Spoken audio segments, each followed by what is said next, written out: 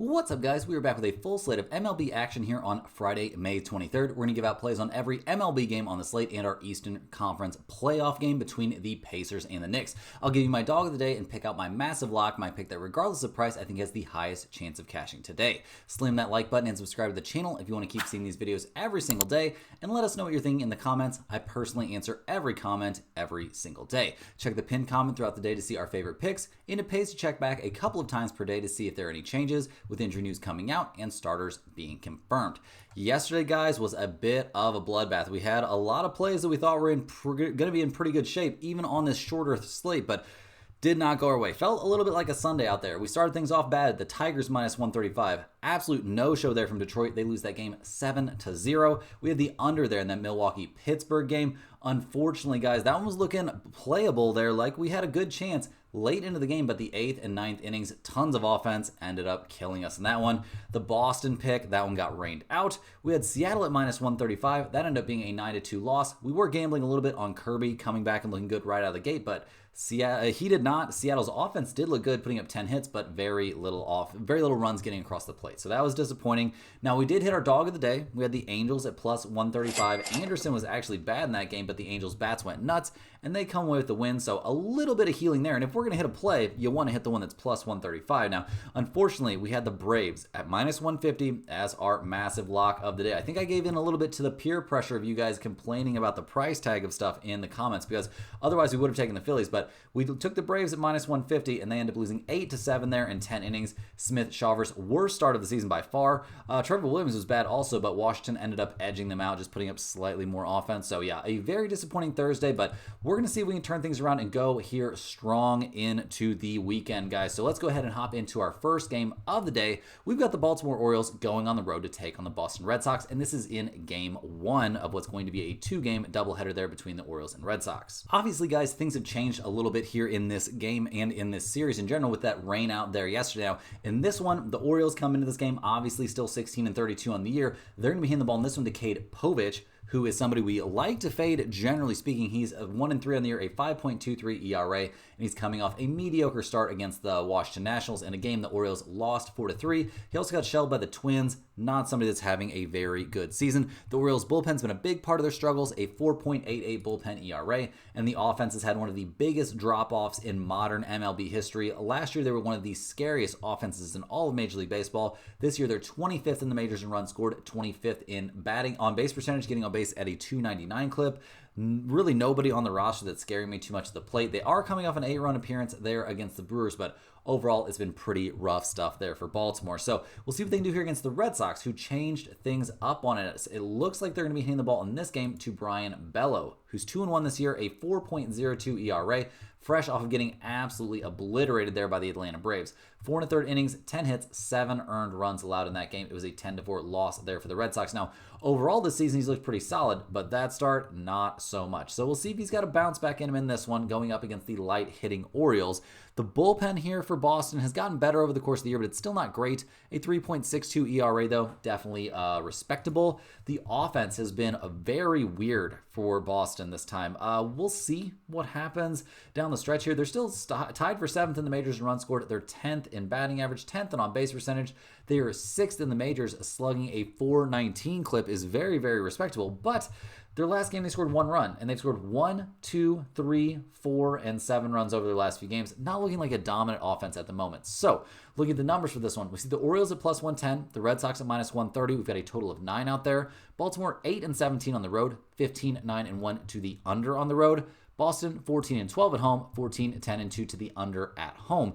Just because of these trends, guys, maybe you could think about the under, but I think you just want to back the Red Sox in this spot. Bello, obviously in a huge bounce back spot. Now, maybe he'll be terrible again, so this play not going in the pinned comment, but I do think the side you want to be here is on the Red Sox. It's usually not bad to be fading KennyGPoker. Next up, guys, are the Chicago Cubs going on the road here to take on the Cincinnati Reds. The Cubs come into this game fresh off a 2-1 win there against the Marlins. They won 2 out of 3 in that series. They're 30-20 on the year, hitting the ball in this game to Matthew Boyd, who's 4-2 this season, a 2.98 ERA. Now, he's fresh off a middle-of-the-road start given who he was going up against. I mean, 6 innings, 4 hits, 3 earned runs, and 2 home runs surrendered against the White Sox. Doesn't look great, but he hasn't given up more than 3 earned runs over any of his last 5 starts, and he's done some pretty good stuff, generally speaking, this season, so not somebody I'm I'm necessarily too low on. I don't believe he's faced the Reds. No, he has not faced the Reds yet this season. So we'll see what he can do out there, see what that Cubs bullpen can do. They've been steadily improving, but very, very slowly. They're still pretty bad. A 4.23 bullpen ERA. Certainly nothing to write home about. The offense has scored 2, 14, 7, 6, 7, and 13 runs over their last few games. Some big outlier numbers have them first in the majors in runs scored, but they're also a top 5 batting average, top 5 on base percentage. Like, this is an elite level offense. We'll see if they can keep that rolling here against the Cincinnati Reds, who come into this game 25 and 26 on the year. They've lost 2 out of their last 3, so that's not exactly ideal. Losing a series there against the Pirates. Now, they're hitting the ball in this game to Hunter Green. Coming back from a groin issue, he's 4-2 on the year, a 2.36 ERA. His last time out was against the Braves. That was back on the 7th before he ended up on the IL, and he was good over 3 innings, giving up 2 hits and no runs while striking out 6, but obviously leaving the game early there with that injury. He's been not quite lights out, but very, very good this year. Had a bad start against Baltimore, weirdly. We'll see what he does here against the Cubs. Obviously, a team that he's gonna expect to face a few times this year, but he has not faced them yet this season. The Reds' bullpen has obviously been excellent. A 3.30 bullpen ERA has them top 7 in the majors. The offense is where the questions start to arise for this team. I mean, they've scored 1, 0, 7, 3, 4, 5, and 7 runs over their last few. They're 10th in the majors in runs scored, but that's because of that big outlier 24-run game against the Orioles. They are 19th in batting average. They are 13th in slugging percentage. Not necessarily an offense that you should be scared of, at least on a daily basis. So, looking at the numbers here, guys, we see the Cubs at minus 115, the Reds at minus 105. We got a total of 8.5 in this game. The Cubs are 15 and 10 on the road, 14, 9, and 2 to the over on the road. Cincinnati, 13 and 12 at home, 15, 8, and 2 to the under at home.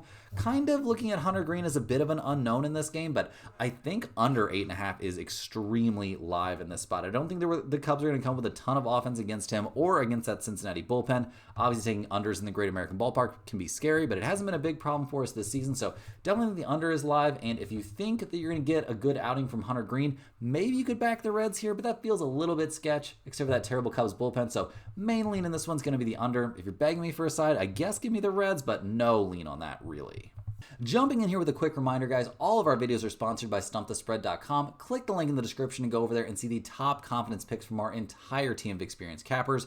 Right now, our premium members are getting daily MLB, NBA, NHL, and UFC picks. Major League Baseball has been our most profitable sport the last 3 years running, is off to a fantastic beginning to the year. I guess we're not at the halfway point yet, but we're 50 plus games in and things have been chugging right along. Our premium capper over there at Stump the Spread, who is not me for Major League Baseball, is an absolute monster. He dodges a lot of these terrible days that I have, it feels like. Usually his reads are very, very spot on, and given the amount of information that he covers and just the crazy amount of research that he does for his premium picks, that is not a huge surprise to me. So definitely, guys, get over to StumpTheSpread.com, consider signing up for a premium package, and if that's not something you're interested in right now, just go over there and sign up for a free account. All they need is your name and your email address, and that will get you on our email list, which will get you one email straight to your inbox every single day with free picks, all kinds of good free information, updates on our results, and more importantly, perhaps depending on what kind of betting you like to do, there will be parlays included in that. There can be all kinds of niche sports covered like NASCAR, golf, tennis, all kinds of wild stuff. So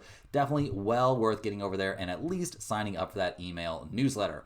Also, guys, if you're a huge fan of what we do here every single day, you can sign up for a channel membership by clicking the little join button right below the video. Channel members are eligible for our members-only giveaways. We're giving away a Stump the Spread hoodie, or actually 2 pieces of Stump the Spread merchandise this month. We'll be doing those giveaways, not this month. We already did our giveaways for May, but we'll be doing them in June as well. So definitely consider signing up for a channel membership. And if you're one of the channel members that won the giveaway there on the 20th of this month, so 3 days ago, get in the comments, guys, and let me know, because no one so far has reached out to me for their hoodie. So let's get that business taken care of, and let's go ahead and jump back into these games, guys. We've got a very crowded Friday slate, and next up, we're looking at the Milwaukee Brewers going on the road to take on the Pittsburgh Pirates. The Brewers come into this game fresh off of an 8-5 win there in Game 1. Yelich hitting a couple home runs, definitely pretty helpful. That long rain delay seems like it may have thrown things off a little bit, but we'll see what happens in this one. Now, the Brewers hitting the ball to their ace, Freddie Peralta. He's 5-3 this year, a 2.59 ERA. He's fresh off a 5-inning, 3-hit, 1 earned run appearance there against the Twins in a game we eventually saw the Brewers win 5-2. So very good stuff there. He's had a relatively solid season thus far. He has not faced the Pirates yet this year, so we'll see how he does in this matchup. Now, the bullpen situation for Milwaukee continues to be an issue, a 4.63 bullpen ERA. not too good. The offense has had its ups and downs. Obviously, coming off of an 8-run game looks nice, but overall, not necessarily an offense that is super scary to me. They're 13th in the majors in runs scored, but 21st in on-base percentage and 25th in batting average. And this far into the season, maybe that's just who the Brewers are. So we'll see what they can get done here in Game 2 against the Pirates, who come into this game 17-34 on the year. A pretty big letdown season so far. Now, they're going to be handing the ball to Paul Skeens, someone who's not having the easiest time here. I mean, it's his second year. He's only 22, so let's cut him some slack. But 3-5 and a 2.44 ERA. Not what the Pirates were probably hoping for. Now, I say all that. His last start, he was lights out. 8 innings, 3 hits, 1 earned run, 9 strikeouts, and 1 walk against the Phillies. In a game, the Pirates managed to lose 1-0. So pretty embarrassing stuff there. His last 3 starts have all looked very, very good. So I don't want anybody to think I'm saying Skeens is bad. Skeens is a monster, but the team he's on is trash, guys. So we'll see what he can do. See if the Pirates bullpen can back him up. A 4.55 bullpen ERA. Really, really bad. And this offense is downright abysmal, guys. They're last in the majors in runs scored. They're second to last in batting average. Not a lot of positive things for me to say here about the Pirates at the plate. So, looking at the numbers for this game, the Brewers are plus 105. The Pirates are minus 125. Got a total of 7 in this game. Milwaukee, 9-16 on the road, 14-10-2 to the under on the road. The Pirates, 11-15 at home, 13-12-1 to the under at home. So, not exactly a matchup of two juggernaut kind of teams. Now, I'm going to be leaning slightly here towards these Milwaukee Brewers at plus 105, but generally speaking, I'm staying away from this game. I know Skeens was so lights out his last time out, but I mean, what are the odds that he has back-to-back 8-inning outings? I don't think the Pirates should be looking to stretch him out. They should be looking to limit his the wear and tear on his arm this season, because clearly they're going to be garbage once again. So maybe a little bit of a lean towards the Brewers, or a stay away spot for me. Cruising right along through these games, guys. We're looking at the San Francisco Giants going on the road to take on the Washington Nationals. The Giants come into this game 29-21 on the year. They're fresh off losing 2 out of 3 against the Royals. They're handing the ball in this game to Landon Roop, who's 2-3, a 4.11 ERA. He's fresh off an excellent start against the Athletics, though. 6 innings, 5 hits, no runs allowed, walked 2 and struck out 5. So very good stuff there. And his last 3 starts have all looked very, very solid, not giving up more than 2 earned runs over any of those starts. So we'll see what he can do here against the Nationals. Not a team he's faced yet this season. The bullpen situation for the Giants has been the best so far in the majors, guys. A 2.66 bullpen ERA. It does not currently get any better than that. The offense is kind of where the problems emerge. They had a very good opening to their year, and they're currently still 9th in the majors in runs scored, but they're batting .236 as a team. That's 21st in the majors. They're 17th in the majors in slugging percentage at .388. They've scored 4, 3, 1, 3, 1, and 9 runs over their last few games. Not a scary team at the plate. So we'll see what they can do in this one going up against the Nationals, who are 23-27 on the year, but they've won their last 5 in a row. A pretty crazy turnaround. Now, they're going to be handing the ball to Mackenzie Gore, who's 2-4 this year, a 3.67 ERA. He's fresh off a pretty bad start there against the Baltimore Orioles. I can't remember if that was possibly weather shortened. He went 3 2/3 innings, gave up 10 hits, 2 earned runs is all, because he struck out 9, but also walked 2, so not exactly the best looking start there. So we'll see what he can do here against the Giants, a team that can be a bit all over the place at the plate, but the bullpen situation for the Nationals, guys, has to be mentioned. A 6.22 bullpen ERA. That is absolutely terrible. They've been finding all these wins recently because of how good their offense has been. They've scored 8, 5, 10, 10, 4, and 2 runs over their last few games. Obviously, we've seen CJ Abrams do some really good stuff at the plate, some questionable stuff on the base paths, but still, they're 13th in the majors in runs scored, 18th in batting average, 14th in slugging percentage, so looking like an at least average, if not slightly above average offense is pretty nice. Now, looking at the numbers for this game, I'm currently a little bit surprised to see it listed as basically a coin flip. I mean, the Giants minus 110, the Nationals minus 110. We've got a total of 8. San Francisco, a 500 road team. They're 16-7-1 to the over on the road. Washington, 12-12 at home, 14-9-1 to the over at home. With a total here of only 8, I think this is a very reasonable spot to look at the over in this game. I think we'll see a decent amount of offense. Neither one of these starters really get me too thrilled with what they're doing right now, so definitely give me a look at that over. And in terms of a side, I think this might be a decent spot to back the Giants, but my main lean on this one's going to be that over. Next up, guys, we're looking at the Toronto Blue Jays going on the road to take on the Tampa Bay Rays. The Blue Jays come to this game fresh off of sweeping the Padres, so good thing we get the Padres there on that banned list yesterday because, yeah, Luke's having that game-winning hit in the 11th, and the Blue Jays getting that 7-6 win there over the Padres, who have now lost 6 straight. So the Blue Jays going to hand the ball in this one to Eric Lauer, he's coming into this game with a 2.25 ERA. He's going to be making his second start of the season. He started things off as a long relief guy and was looking very good. Now gets his chance, on the mound as a starter. And his last time out, it was against the Tigers, a very strong, team at the plate. 3 innings pitched, 3 hits, 1 earned run allowed. It was a solo home run, but he also struck out 5. So pretty good stuff there. Unfortunately, if he can't last too long out there, we're going to see a big dose there, that Toronto bullpen, which I say unfortunately, they haven't been terrible. They're right around, maybe even slightly above MLB average, a 3.71 bullpen ERA. I shouldn't even say anything bad about it. It's been improving here over the course of the season. The offense has looked much better. 7, 14, 3, 2, 2, and 4 runs over their last few.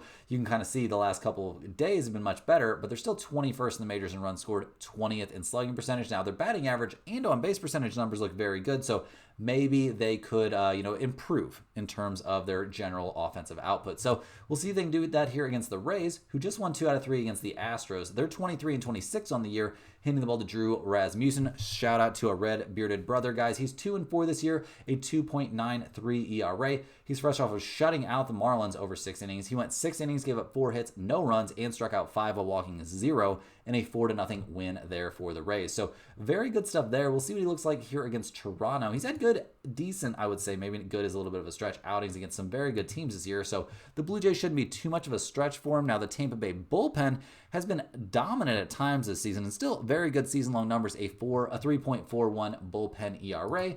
The offense has been a little bit all over the place. I mean, they scored 8 runs in the last game, but over the course of the year, they're 23rd in the majors in runs scored. They're 20th in batting average, batting .241 as a team. Not a lot of guys that are running up to the plate there get me super jazzed up. So looking at the numbers for this game, I'm a little bit surprised about what they're looking like. The Blue Jays are plus 125. The Rays are actually minus 145. We've got a total of 9 out there. Toronto, 9-12 on the road, 11, 9-1 to the under on the road. Tampa Bay, 13-8 at home, 17, 12, and 1 to the under at home. With a total of 9 in this game, and neither starter being one that I really hate, I think this is a very reasonable spot to back under 9. I know at some point this season it's going to flip. All these teams that have been huge under teams are eventually going to start hitting some overs, but I think this is a good spot to sneak in another underplay with a very reasonable chance to go in the pinned comment. Cruising right along, guys, we're looking at the Cleveland Guardians going on the road to take on the Detroit Tigers. The Guardians come into this game fresh off of that disappointing 7-0 win there in Game 1 against the Tigers. Now, they're going to be handing the ball in this one to Slade Ciccone, hoping he can bounce back a little bit after a bit of a rough showing. His first start of the year, he took the loss. He's 0-1, a 5.40 ERA. He went 5 innings, gave up 5 hits, and 3 earned runs there against the Reds, and a 4-1 loss there for Cleveland. But maybe he'll have a little bit of a bounce back in his second start of the year. The dude's only 25, so let's cut him a little bit of slack here. Now, the bullpen situation for Cleveland can't be cutting him slack anymore. A 4.02 bullpen ERA when you are 49 games into the season. Starting to look like you just don't have a very good bullpen. So we'll see if they can turn that around. The offense, maybe turning things around a little bit. They've scored 7, 5, and 5 runs over their last few games, but not an offense I'm hyped about. They're 24th in the majors in runs scored. They are 22nd in the majors in on-base percentage. Just not a dominant offensive force. So we'll see what they can do here against the Tigers, who are desperately in need of a bounce back after getting shut out yesterday. They're going to hand the ball in this one to young Jackson Jobe, who's 4-0 on the year, a 4.12 ERA. He's fresh off of a couple nice bounce-back performances. He had a rough time there in Colorado, but then a great start against the Red Sox and a very serviceable start his last time out against Toronto. 6 innings, 6 hits, 2 earned runs allowed, and a 3-2 win there for the Tigers. Also, Detroit 5-0 over his last 5 starts. So very good stuff there. The Detroit bullpen has taken some lumps here recently, but still a 3.30 bullpen ERA. The offense maybe floundering a little bit, obviously getting shut out in their last game, but over the course of the year, they're still 4th in the majors in runs scored, 6th in batting average, batting .259 as a team. They're 5th in slugging percentage with a .421 slugging percentage. This is a good offense, and I think this is a decent spot for them to bounce back against Slade Ciccone, who's having a little bit of trouble here at the beginning of his year. So looking at the numbers, we got the Guardians at plus 115, the Tigers at minus 135. We've got a total of 8.5. Cleveland 12-14 on the road, 14, 10, and 13 to the over, 14, 10, and 3 to the over on the road. Detroit 17-6 at home this year, a dominant home team. They are 12, 8, and 3 to the under at home. I'm not interested in the total here, guys, but I will definitely take the Tigers here at minus 135. It seems like a pretty good price. It's not an amazing price. I would like this a lot more at like minus 125 or minus 120, but I still think the Guardians are mispriced here. I mean, Ciccone not looking too sharp right out of the gate. I think we could definitely see him struggle again. and that Cleveland bullpen is pretty bad. Next on the dock, we're looking at the LA Dodgers going on the road here to take on the New York Mets. Obviously, one of the biggest games of the night. We were looking at the Dodgers here at 31-19 on the season. They just won 2 out of 3 there against the Diamondbacks. They're hitting the ball in this one to Clayton Kershaw, who has made 1 start this season, and it did not go well. He got shelled by the Angels. 4 innings, 5 hits, 5 earned runs surrendered, gave up a home run, walked 3, and struck out 2. Maybe a little bit rusty. I don't know. We'll see what we get from him in this one, but I'm not really expecting miracles here. Now, if a large burden in this game falls on the Dodgers bullpen, that's not a great look either. A 4.00 bullpen ERA has them below average in the majors, and the offense not exactly crushing it. They scored 3, 4, and 5 runs there in their series against the Diamondbacks. Not a team with a ton of great pitchers, either in the bullpen or in the rotation. So I don't know. I'm a little bit worried right now about the Dodgers. Even their bats, I mean, I know over the course of the year they're the second highest scoring team in the majors. Obviously having Hernandez back is a big boost, but they're just not hitting the ball extremely well right now. So we'll see what they can do against the Mets, who are 30-20 on the year. They just won 1 out of 3 there at Boston. Now they're hoping they can bounce back here against the Dodgers. Maybe a little bit of a tough ask. They're going to be hitting the ball to Griffin Canning, though, who has been so good this year. He's 5-1, a 2.47 ERA. He's fresh off a decent, maybe not dominant, but decent start against the Yankees. 5 1/3 innings, 7 hits, only 2 earned runs allowed, both solo home runs. We did eventually see the Mets get the 3-2 win in that game, and the Mets are 5-0 over his last 5 starts and have only lost 1 game that he started this year. Their record when he's started the game this year is 8-1 on the season. So Griffin Canning looking like a monster. The Mets bullpen has also been fantastic this year. A 2.31 bullpen ERA, or 2.91 bullpen ERA. Dominant stuff there. The offense has lost its way a little bit. Now, they did break out for 5 runs in their last game against the Dodgers, and maybe that's the start of them getting back on track. Pete Alonso's been slumping pretty hard, but Lindor's been hitting the cover off the ball. They're still 12th in the majors run scored and 14th in batting average. They're also a top 10 on base percentage and slugging percentage team, so I think they're going to be just fine up there at the plate. And looking at the numbers for this game, guys, the Dodgers are minus 120, the Mets are plus 100. We've got a total of 8.5 here. The Dodgers 10-11 on the road, 11-10 to the under on the road. The Mets are 17-5 at home. That's an MLB best home mark. They're 13-7-2 to the over at home. You could, no, I was about to lie, guys. I was going to say you could talk me into the over, but you can't. I don't love the total in this game, but I do like the Mets here at plus 100 quite a bit. I'm not going to count that as an underdog. Plus 100, obviously, not a real underdog, but I will definitely take the Mets here. A Griffin Canning versus Clayton Kershaw at this stage of the career matchup. Definitely give me Griffin Canning. And those Mets bats, I think they're going to come alive. Next on the docket, guys, we are looking at the San Diego Padres going on the road to take on the Atlanta Braves. The Padres come into this game fresh off a 6th straight win, losing in extra innings there in Toronto. Now they have to fly from Toronto to Atlanta, so a pretty long flight, and you got to go through customs, so that's not generally super helpful. The Padres obviously still on our banned list, handing the ball in this game to Nick Pivetta, who's 5-2 this year, a 2.86 ERA. He's looked very good, but the Padres are very good at losing games, guys. His last start, he went 6 innings, gave up 2 hits, a single earned run, and the Padres lost that game 4-1. Start for that, he got shelled by Colorado. Start for that, he got knocked around a bit by the Yankees. So not exactly throwing the ball amazing at the moment. The Padres bullpen continuing to deteriorate, a 3.52 bullpen ERA, looking nothing like we saw from them to start the year. And the offense, while they did come up with 6 runs in their last game, has scored 6, 0, 0, 1, 1, and 1 runs over their last few. Not great. Lots of dudes slumping. They're down to 18th in the majors in runs scored. They are down to 16th in the majors in slugging percentage.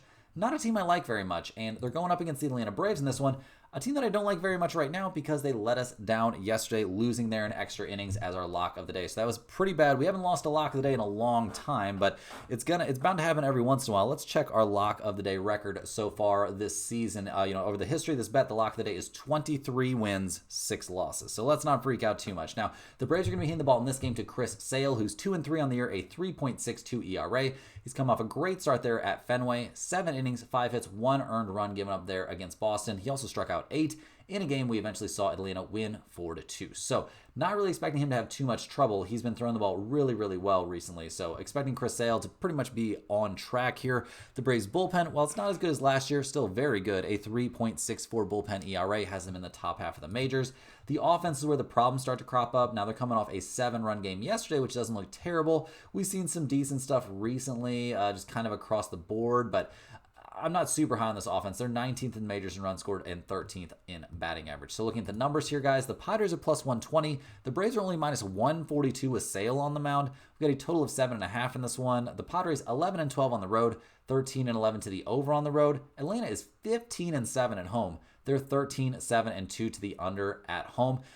Their flight here was from Washington to Atlanta. Yeah, that's not nearly as bad as what we saw the Padres going through. Definitely give me the Braves here at minus 142. This is certainly going in the pinned comment.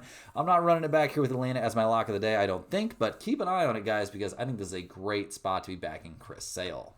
Next on the docket, guys, we're looking at the Texas Rangers going on the road to take on the Chicago White Sox. The Rangers come into this game fresh off a 1-0 loss there against the Yankees, and they actually got swept in the 3-game series there at Yankee Stadium. So I'm sure that burns a little bit, but they're hoping for a bounce back here as they hand the ball to Tyler Mayhill, who's 5-1 this year, a 1.47 ERA. He shut down the Houston Astros his last time on the mound. 6 innings, 5 hits, 1 earned run allowed in a 5-1 win there for the Rangers. He's thrown the ball very, very well this season, and now he gets to go up against the White Sox. Not exactly the scariest offense.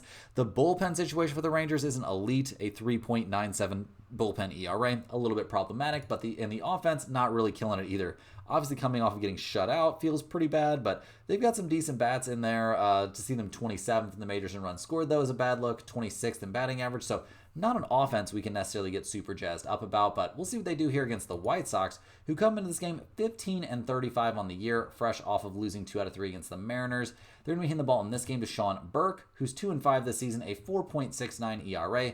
His last time out, he got shelled at Wrigley Field, 4 2/3 innings, 7 hits, 6 runs allowed, 5 of them were earned. He's also a walk machine, guys. He's walked 5, 3, 3, and 2 hitters over his last 5 starts. Pretty mediocre stuff. And when he comes out of the game, that White Sox bullpen, nothing to write home about, a 4.70 bullpen ERA. And it's not like the offense has been bailing them out, guys. They're 28th in the majors in runs scored, last in the majors in batting average, last in the majors in on-base percentage. This is a terrible team, guys. So looking at the numbers for this one, I'm a little bit surprised. The Rangers are only minus 190. The White Sox are plus 155. We've got a total of 8 out there. The Rangers 8-15 on the road, so not a great road team. 14-9-1 to the under on the road. The White Sox 10-14 at home, 12-10-2 to the over at home. Guys, I'm definitely taking the Rangers here at minus 190, and it's got a very real chance to end up being our lock of the day, because I think the Rangers at this price tag with Mayhill on the mound, I think they are very, very likely to bust out of their little losing streak here, put up a big crooked number, and Mayhill and that mediocre to decent bullpen should be able to take care of the rest here, at least against the White Sox. Next up, guys, we're looking at the Kansas City Royals going on the road to take on the Minnesota Twins. The Royals come into this game, guys, fresh off of an 8-4 win there at the Giants. They won 2 out of 3 in that series. Now they had to go from San Francisco to Minnesota, so not obviously a super fun trip necessarily, but I don't think it's the end of the world. They're hitting the ball in this one to Noah Cameron, who's 1-1 this season, a 0.71 ERA. He's going to be making his 3rd start of the year. He dominated the Rays to start his season, then didn't pitch again until the 17th, and dominated the Cardinals, 6 2/3 innings, 2 hits, 1 earned run. Now that was a 1-0 loss there for the Royals, but he pitched really, really well. Now that Kansas City bullpen, top 5 in the majors, a 3.22 bullpen ERA, obviously elite. The offense coming off an 8-run game. They scored 8, 2, 3, and 2 runs over their last few. 26th in the majors in runs scored and 24th in on-base percentage. Doesn't get me super excited, but I do like what they're doing out there on the mound. So we'll see what they get done here against the Twins, who are 27-22 on the year. They just had that weird rain-delayed, rain-shortened, rain-messed-up series there against the Guardians. Now they're hitting the ball to Pablo Lopez, who's 4-2 on the season, a 2.40 ERA. He shut out the Brewers the last time he was on the mound, guys. 6 innings, 2 hits, no runs allowed, struck out 6, walked 2 in a 7-0 win there for the Twins. So very good stuff from Lopez. The Twins' bullpen has been dominant, a 3.09 bullpen ERA. No problem there. The Twins' bats haven't been super hot. 1, 6, 2 runs over their last few games. They're 17th in the majors in runs scored. They're 21st in slugging percentage. Not the most dangerous looking offense. So looking at the numbers here, guys, we see the Royals at plus 140. The Twins at minus 160. We've got a total of 7.5 out there. The Royals, 11-14 on the road, 16-8-1 to the under on the road. Minnesota, 16-7 at home, 14-8-1 to the under at home. First of all, guys, I think under 7.5 is super live in this game. I don't think we're going to see a ton of offense out there from either one of these teams. Under 7.5, a great chance to end up in the pinned comment. But The side on this game also has a chance because I think the Royals here at plus 140 is pretty reasonable. Noah Cameron has been so good. Maybe we're being prisoner of the moment. The dude's only made 2 starts, but he's looked so good out there in both of them. And the Royals bullpen is so good. Like, if we think this is going to be a 1-run game, like a 2-1 kind of game, the Royals at plus 140 is pretty appealing. Next on the docket, guys, we've got the Seattle Mariners going on the road to take on the Houston Astros. The Mariners come into this game fresh off a 9-2 loss there in game 1 of the series. Altuve hitting a couple home runs, kind of annoying stuff there. Now, they're in the ball in this one to Emerson Hancock, who's 1-2 this season, a 6.21 ERA. He's fresh off a good start against the Padres, 4 2/3 innings, 6 hits, 1 earned run though. Not getting me super jazzed up, so we'll see what he does out there. He's been a little bit inconsistent, but he's a 25-year-old starting in the majors, guys. He's going to have his ups and downs. Now, the bullpen for Seattle has been very good. A 3.46 bullpen ERA has them around top 10 in the majors. The offense has taken big strides forward. Now, their last game obviously didn't look so good, but they're still 11th in the majors in runs scored, 9th in on-base percentage, a much better offensive unit than last season. So we'll see what they can do here against the Astros, who are 26-24 on the year. They're fresh off of that win in Game 1, but they just lost 2 out of 3 against the Rays. Throwing the ball to Ryan Gusto, who's 3-2 this season, a 4.65 ERA. His last outing was out of the bullpen, and he pitched 1 scoreless inning against the Rangers, but did walk 2. His outing before that was a start against the Royals, and he got obliterated. So not somebody that we have a ton of faith in here. The bullpen for Houston, though, has been amazing. A 2.78 bullpen ERA. Doesn't get much better than that. The offense has been a problem, though. 22nd in the majors in runs scored, 15th in batting average, but 23rd in slugging percentage. So we'll see what they get after in this game. Looking at the numbers here, the Mariners are plus 104. The Astros are minus 120. We've got a total of 8.5. Seattle 15-9 on the road. That's an MLB best road mark. They're 14-11 to the over on the road. Houston 16-9 at home, 14-11 to the under at home. First up, guys, I would lean just slightly towards the over in this game. I think we could see both starters have a little bit of a hard time. Obviously, Gusto looking terrible last time out. Hancock not looking great on a nightly basis. Both bullpens are so good, though, that makes it a little bit concerning. In terms of a side, I'm going to lean here just slightly towards the Astros at home. They seem to have a little bit of a mental edge in this particular matchup, but not a game where I'm showing tons of value. Rolling right along, guys, we're looking at the Arizona Diamondbacks going on the road to take on the St. Louis Cardinals. The Diamondbacks come into this game 26-24 on the year. They're handing the ball in this one to Zach Gallen, who's 3-5 on the season, a 5.14 ERA. He's gotten shelled in each of his last 2 starts, getting dominated by the Dodgers and then giving up 8 hits and 6 earned runs over 5 innings, including 4 home runs against the Colorado Rockies. So not super optimistic about him. A 5.28 bullpen ERA for the Diamondbacks is obviously terrible. The offense has struggled a bit recently, scoring 1 and 3 runs over their last 2 games there at the Dodgers, where they lost 2 out of 3. They are the 5th highest scoring team in the majors this year, but right now swinging some kind of cold bats. Will that continue here against the Cardinals? Well, we'll have to wait and see. St. Louis did just lose 2 out of 3 there against the Tigers. Now they're handing the ball in this game to Miles Michaelis, who's been very good recently, weirdly good. He's 3-2, a 3.77 ERA. The Cardinals have actually won all of his last 4 starts, but those starts were against the Royals, Nationals, Pirates, and Reds. Not very hard-hitting teams. Now he's got to go up against the Diamondbacks, one of the most dangerous offenses in baseball. So we'll see what he can do. The Cardinals' bullpen's been getting much better. They're down to a 3.87 bullpen ERA. Obviously a pretty good look there. The offense has cooled off a bit, but 1, 4, and 11 runs in that series against the Tigers. Not the end of the world. They're 7th in the majors in runs scored, 3rd in the majors in batting average. Like, is this really a top 5 offense this year? Like, that would be bonkers, but maybe it's a real thing. So looking at the numbers here, guys, the Diamondbacks are minus 130. The Cardinals are plus 110. We've got a total of 8.5 out there. Arizona 13-11 on the road, 12-11-1 to the over on the road. St. Louis 16-8 at home, 13-10-1 to the over at home. First up, guys, I think over 8.5. Super live in this game. I don't expect good things from Gallen pretty much any time anymore, and Michaelis has been due for a while to struggle, and now he's going up against an elite opponent, so maybe he'll struggle. So over 8.5 is live. In terms of a side, I'm going to lean just slightly here towards the Cardinals at plus 110. I'm not showing tons of value here, but we would be leaning on Michaelis to have a good start and this Cardinals offense to continue going, but one of those things is pretty likely to happen. Next up, guys, we're looking at a pretty lopsided matchup here. We've got the New York Yankees going on the road to take on the Colorado Rockies. The Yankees come into this game fresh off of sweeping the Rangers. They're up to 30-19 on the year, handing the ball in this game to Clark Schmidt, who's 1-1 this season, a 4.41 ERA. His last start was against the Mets, and it went okay. I don't think you can complain too much about 6 innings, 3 hits, and 2 earned runs from really anyone, but the Yankees did eventually eventually lose that game at 3-2. The Yankees bullpen has been very good this year, a 3.38 bullpen ERA. Very little reason to complain about that. Now, they did only come up with 1 run there in their last game. They've scored 1, 4, 5, 8, 2, and 6 runs over their last few. Obviously, one of the best offenses in the major leagues. 3rd highest score in terms of runs scored, 1st in on-base percentage, and Aaron Judge looking like a monster. So we'll see what they do here against the Rockies, probably the worst team in the majors, off to the worst 50-game start since 1895. Yeah, that's pretty embarrassing. The Rockies just looking so bad. They lost 2-0 in their last game against the Phillies, and they're hitting the ball in this one to Tanner Gordon. He's 0-1, a 5.68 ERA. He's only making his 2nd start of the year, and his first one he got obliterated there by the Tigers, so maybe he'll bounce back, maybe he won't. The Rockies' bullpen is not as bad as last year, but pretty terrible, and their offense is maybe the worst in the majors. Tied for 28th in the majors in runs scored, 2nd to last in on-base percentage, 28th in the majors in batting average, batting .219 as a team. The embarrassing list just goes on and on. So looking at the numbers for this one, guys, the Yankees minus 320, the Rockies plus 260. We've got a total of 12.5 in this game.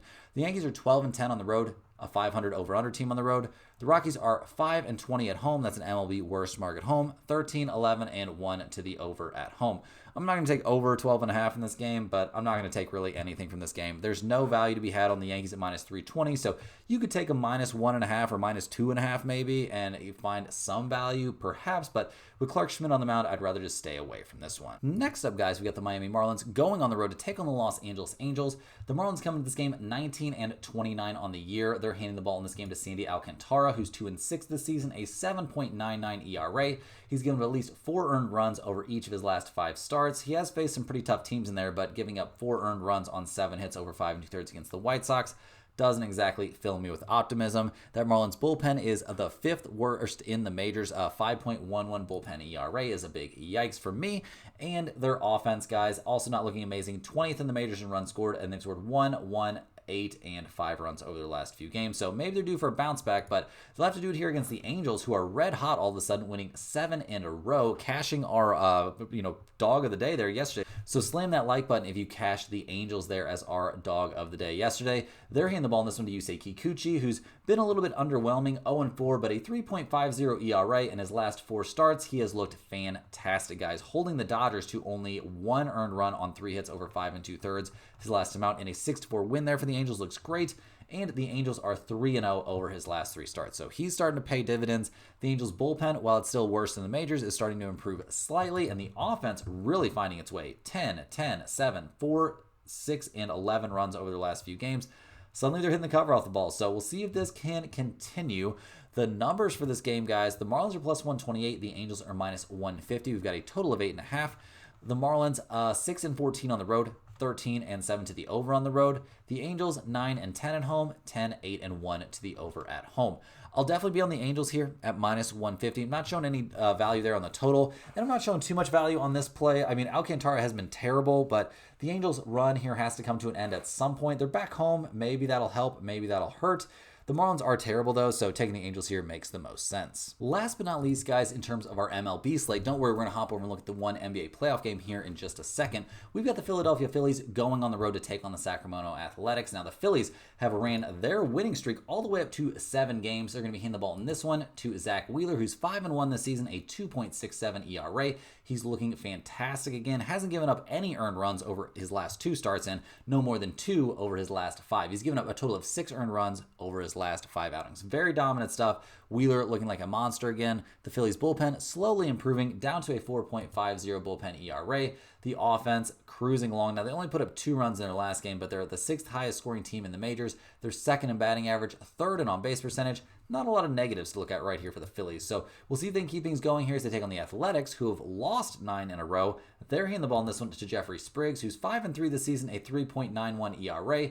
His last couple of starts have been great, dominating the Dodgers, doing a very good job against San Francisco as well. So we'll see if he can hold up here against the Phillies, but the quality of opponent really hasn't seemed to bother him. Now, the bullpen situation for the Athletics, pretty bad. A 5.98 bullpen ERA is 3rd worst in the majors, and the offense has kind of fallen off a cliff. I mean, they put up 5 runs in their last 3 games in a row, so I guess it's not terrible, but I don't know, guys. It's looking a little bit worse than they were looking at the beginning of the year. They're still 13th in the majors in runs scored, 9th in batting average, 7th in slugging percentage. So maybe we shouldn't say too many bad things, but We'll see what they get done here. They're calling up dudes from the minors and stuff, so maybe they're just moving a lot of things around. We'll see what happens, but look at the numbers here, guys. The Phillies are minus 185. The Athletics are plus 154. We've got a total of 9.5.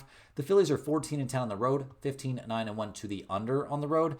Sacramento, or the Athletics, depending how you want to look at it, are 8-17 at home and 17-8 to the over at home. That's actually an MLB best to the over at home. So maybe we could take a look here at over 9.5 just based on that trend. But with these two dudes on the mound, I'm not going to be doing that. I'll just take a little look here towards the Phillies at minus 185 with Wheeler on the mound, but probably not a spot or a price that I'm interested in making our lock of the day. Now, guys, let's hop over and look at our one NBA game on the slate tonight. We've got the Eastern Conference Finals match between the Indiana Pacers and the New York Knicks. So, game one, my God, guys, really hope you were watching that one because it was some crazy, crazy stuff there at the end. The Pacers making an insane comeback there in the second half to eventually force overtime, which overtime only happened because Tyrese Halliburton is about a half of a shoe size too big, or this game would have ended in regulation. Pretty crazy stuff. He had the choke symbol, the choke sign really, really loaded up, ready to bring that one out. A pretty elite ending to the game. Mathurin going absolutely nuts, hitting all those threes. Nobody could, I don't know. It felt like a miracle performance there from the Pacers to steal this game, but they did come up with that miracle performance. The Knicks missed free throws down the stretch, so they really have no one to blame but themselves for this loss. So diving in here to the next game, it'll be very interesting to see if we get repeats or who we get repeats from. Now, obviously, Nesmith not going to be scoring 30 points or going 8 of 9 from 3, but I mean, got to at least keep an eye on the guy. Now, Halliburton had a very good game. We liked what we saw off the bench from TJ McConnell. In terms of the Knicks side, massive games there from Cat and Jalen Brunson. Now, decent contributions from OG Anunoby and Mikal Bridges, but Josh Hart not scoring the ball well. And I mean, even the bench really played pretty okay there for the Knicks in a game they certainly should have won. So they got to clean up some late game mistakes. We'll definitely be keeping an eye to see if they can do that. Very excited to watch this game. Looking at the numbers here, with both teams coming into this game fully healthy, we've got the Knicks as 6-point favorites. We've got a total of 225.5. The Pacers, a slightly over 500 against the spread team on the road this season. They're a significant over team. The Knicks, 24-23-1 against the spread at home, 48-45-2 to the over this year. Guys, this is a very, very close situation now. It looked like the Knicks were probably going to take care of business there in game one, so I'm going to be siding with them at -6 in this game. I think they'll probably find a way to come away with the win, and the Pacers might be a little complacent after stealing home court advantage here right out of the gates. In terms of the total here, I'll probably take a look at the over as well, but neither one of those plays are going in the pinned comment. I'm much, much more interested in the player props for this game than I am in the side or the total, because these lines get very, very precise there in the NBA playoffs the farther along you go. So I'm kind of staying away from that. I'm going to look at these props though. And first up, I like Josh Hart here under 12.5 points. Only 8 points in their overtime loss in game one. I don't necessarily see him starting to look for his shot or start knocking down threes all of a sudden. He only took 6 shots in game one. I don't think we're going to see him come up with a ton of offense here in game two. So taking his under on points scored seems very, very reasonable. On the Pacers side, I'll take TJ McConnell over 7.5 points. He played 14 minutes and took 9 shots in game one, scoring 10 points. On a night where he missed a lot of shots he normally knocks down, missing some mid-ranges and other shots like that, I see him comfortably getting to the 8 points we need for him in this spot. And this play has a chance to end up in the pinned comment for sure. Another one that has a chance to end up in the pinned comment is Cam Payne, guys, over 0.5 made threes. He's only got to make 1 here. Great price on this bet. He went 2 of 5 from deep in game 1. I think we'll see him get some minutes here in game 2. And if he can get up 5 threes and 7 total shots in game 1, I don't see him knocking down a 3 being an issue here at home in game 2. That's all the games we have for today, guys. Get over to stumpthespread.com and get on that free email list. Hit the like button for good luck on all of your bets. Subscribe to the channel if you're new. Let me know in the comments any questions you have on today's slate. I'll be more than happy to get back to you. Thanks for watching, guys. I really appreciate every single one of you out there. If you're one of the giveaway winners that are, channel members from the giveaway 2 days ago, please get down there in the comments and, let's get this figured out so we can get those pieces of merch out to you. Thanks for watching, guys, and we'll see you tomorrow, same time, same place for more sports betting action.